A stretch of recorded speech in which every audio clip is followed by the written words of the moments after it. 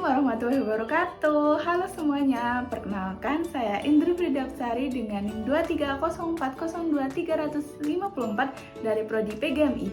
Pernah tidak berpikir bagaimana makanan yang awalnya hanya berupa nasi, ayam, roti, dan juga sayuran bisa berubah menjadi energi yang membuat tubuh kita mampu bergerak, belajar, dan bahkan berpikir? Ternyata semua itu terjadi karena tubuh manusia memiliki sistem pencernaan yang bekerja secara teratur dan saling berhubungan. Setiap organ pencernaan memiliki tugas masing-masing untuk mengolah makanan menjadi zat-zat sederhana yang dapat dicerna oleh tubuh.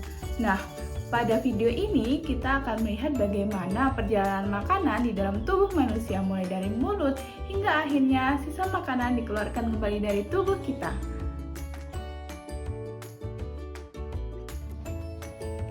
Proses pencernaan dimulai dari mulut. Banyak orang mengira mulut hanya berfungsi sebagai tempat masuknya makanan. Padahal sebenarnya disinilah proses pencernaan pertama kali dimulai. Saat makanan masuk ke mulut, gigi-gigi mulai menghancurkan makanan menjadi bagian yang lebih kecil. Gigi seri membantu memotong makanan. Gigi taring merobek makanan, sedangkan gigi geraham mengunyah dan menghaluskan makanan agar lebih mudah dicerna. Proses penghancuran makanan secara fisik disebut pencernaan mekanik. Namun, mulut tidak hanya bekerja secara mekanik. Di dalam mulut terdapat air liur yang mengandung enzim amilase atau petialin. Enzim ini yang membantu memecah karbohidrat menjadi zat yang lebih sederhana. Proses pemecahan makanan dengan bantuan enzim inilah yang disebut pencernaan kimiawi. Lidah juga membantu mencampur makanan dengan air liur hingga terbentuk bolus, yaitu gumpalan makanan yang siap ditelan menuju kerongkongan.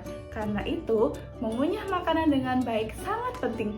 Jika makanan ditelan terlalu cepat, tanpa dikunyah sempurna, maka kerja organ pencernaan berikutnya akan menjadi lebih berat. Setelah ditelan, makanan masuk ke kerongkongan atau esofagus. Kerongkongan merupakan saluran yang menghubungkan mulut dengan lambung.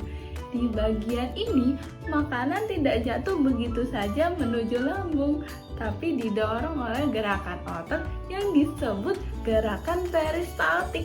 Gerakan peristaltik merupakan gerakan bergelombang yang membantu mendorong makanan secara perlahan hingga sampai ke lambung.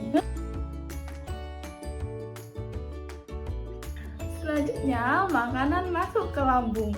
Lambung merupakan organ penting dalam sistem pencernaan karena disinilah makanan diaduk dan dicerna lebih lanjut. Lambung memiliki 3 bagian utama, yaitu kardiak sebagai tempat masuknya makanan dari kerongkongan, fundus sebagai tempat penyimpanan dan pencernaan makanan, serta pilorus yang mengatur makanan menuju usus halus. Di dalam lambung, otot-otot lambung bergerak mengaduk-aduk makanan dan menyampurkannya dengan asam lambung serta enzim pencernaan. Jika dianalogikan, lambung bekerja seperti blender yang menghaluskan makanan menjadi bentuk-bentuk yang lebih lembut. Proses pengadukan ini termasuk pencernaan mekanik. Selain itu, di dalam lambung juga terjadi pencernaan kimiawi. Lambung menghasilkan enzim pepsin yang membantu memecah protein menjadi zat yang lebih sederhana agar mudah diserap tubuh.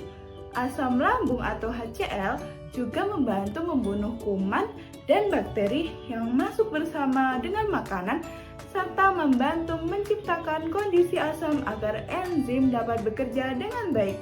Karena itu, menjaga pola makan sangat penting agar lambung tetap sehat dan bekerja dengan optimal.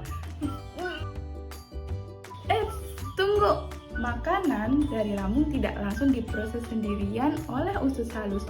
Agar proses pencernaan berjalan lebih optimal, tubuh juga dibantu oleh organ pencernaan tambahan yaitu hati, pankreas, dan juga kantong empedu.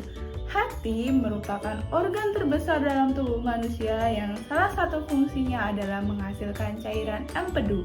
Cairan empedu ini membantu memecah lemak menjadi bagian-bagian yang lebih kecil agar lebih mudah dicerna oleh tubuh.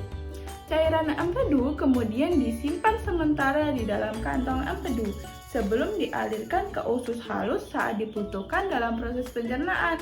Selain hati, terdapat juga pankreas yang terletak di belakang lambung. Pankreas menghasilkan berbagai enzim pencernaan yang membantu memecah karbohidrat, protein, dan juga lemak menjadi zat yang lebih sederhana. Dengan bantuan organ-organ tambahan tersebut, proses pencernaan makanan di dalam usus halus dapat berlangsung dengan lebih efektif. Setelah dari lambung, makanan kemudian bergerak menuju usus halus. Usus halus merupakan tempat penyerapan nutrisi terbesar dalam tubuh manusia. Pada bagian ini, makanan yang sebelumnya masih berbentuk besar telah dipecah menjadi zat-zat yang lebih sederhana sehingga dapat diserap oleh tubuh. Usus halus terdiri dari 3 bagian, yaitu duodenum, yaitu usus 12 jari, jejunum atau usus kosong, dan juga ileum atau usus penyerapan.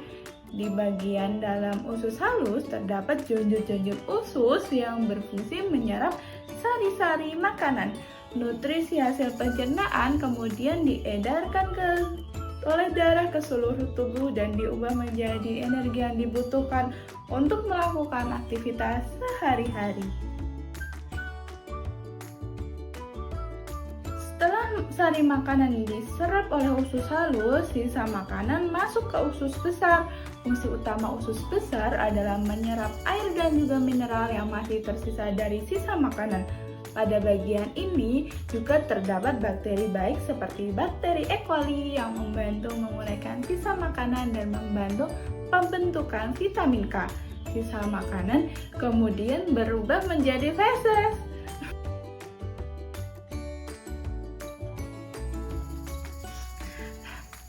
Setelah sisa makanan berubah menjadi feses di usus besar, feses tersebut akan disimpan sementara di dalam rektum.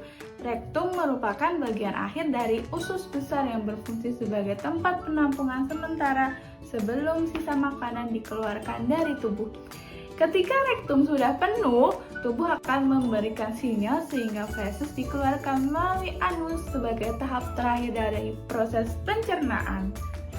Dari seluruh proses tersebut, kita dapat memahami bahwa sistem pencernaan manusia bekerja melalui 2 jenis proses, yaitu pencernaan mekanik dan juga pencernaan kimiawi.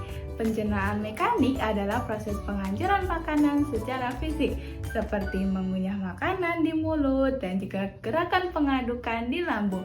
Sedangkan pencernaan kimiawi adalah proses pemecahan makanan dengan bantuan enzim sehingga zat makanan berubah menjadi bentuk yang lebih sederhana dan mudah diserap oleh tubuh. Sistem pencernaan dirancang untuk memproses makanan secukupnya. Sebagai seorang muslim, kita diajarkan untuk menjaga pola makan dan juga kesehatan tubuh. Makan berlebihan dapat membebani organ pencernaan. Dalam Quran Surah Al-A'raf ayat 31, Allah berfirman, "Wa kulu washrobu wa la tusrifu illallah la yuhibbul musrifin." Artinya, makan dan minumlah dan janganlah berlebih-lebihan.